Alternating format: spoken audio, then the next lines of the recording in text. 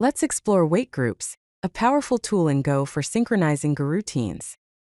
WaitGroups can help you write efficient and reliable concurrent programs.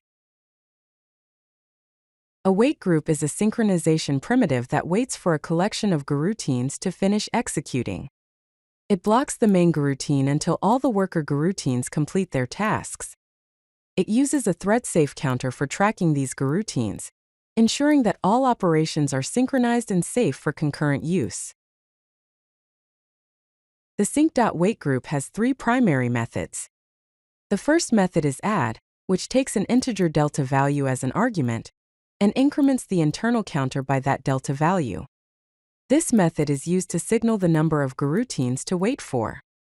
The second method is done, which decrements the counter by 1 when a goroutine completes its execution. Each goroutine should call done when its work is finished. The third and final method is wait, which blocks the execution of the calling goroutine until the internal counter becomes 0. It essentially waits for all the goroutines that were added to the wait group to finish their execution and call done. It is important to ensure that all goroutines call done before wait returns. Failure to do so will cause the program to remain blocked indefinitely, leading to a deadlock. Here's a simple example illustrating the basic usage of wait groups. First, declare a variable wg of type sync.WaitGroup. Next, create a loop that iterates 3 times. Inside the loop, call wg.